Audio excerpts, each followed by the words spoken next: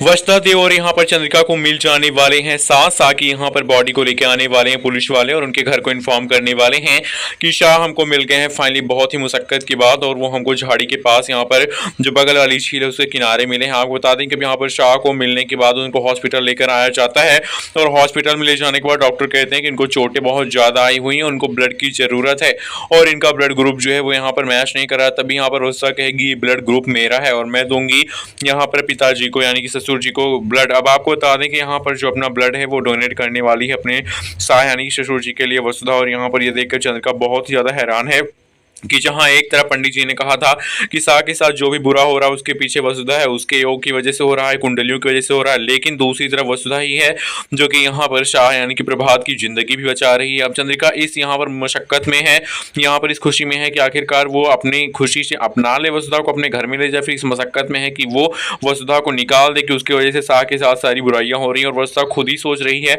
कि शाह के साथ जो भी घटनाएं दुर्घटनाएं हो रही हैं उन सबकी जिम्मेदार वसुधा खुद है, उनकी कुंडली में जो योग है उनकी वजह से, दुर्योगों की वजह से सारा चीज हो रहा है।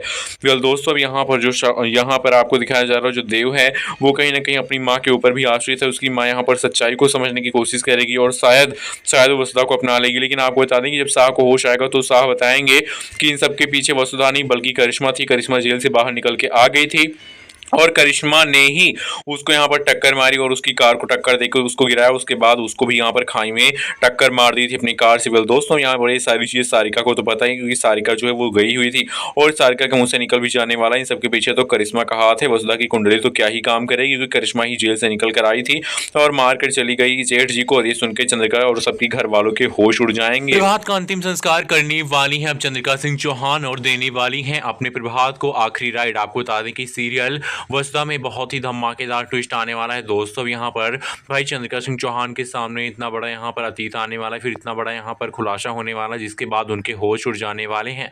आपको दिखाया जाएगा कि यहाँ पर 3-4 दिन पहले गायब हुए शाह को यहाँ पर चंद्रिका ढूंढने के लिए और उनको घर लाने के लिए हर कोशिश कर रही हैं। वो कह रही हैं कि हमारी और शाह की ये यहाँ पर 27th मैरिज एनिवर्सरी है और हमें पूरा भरोसा है कि हमारे शाह इसमें ज़रूर आएंगे, मुझे पूरा विश्वास है, मेरा दिल ऐसा कहता है। और भाई चंद्रिका सिंह चौहान का ये दिल पे यहाँ पर जो विश्वास है कहीं ये झूठा ना पड़ जाए, क्योंकि अब यहाँ पर चंद्रिका सिंह चौहान जो है उनको देना होगा कुछ ऐसा जिससे यहाँ पर सबके होश उड़ेंगे। वेल दोस्तों, आपको बता दें कि सीरियल वसुधा में चंद्रिका सिंह चौहान के पति शाह यहाँ पर उनकी डेथ हो गई है, क्योंकि आपको दिखाया गया कि भाई यहाँ पर जो करिश्मा है वो उनको अपने कार से टक्कर मार देती है और वो जाकर यहाँ पर झाड़ियों में खाइयों में जाके गिर जाते हैं।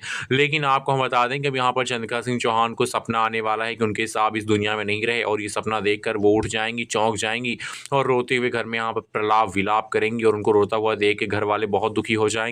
वसुधा और देव उनके सपने के बारे में सुन के उनके तो होश ही उड़ जाएंगे। वसुधा सोचेगी कि ये सब क्या है, कहीं हमारा जो यहाँ पर शक है वो सच ना हो जाए और बापू साहब को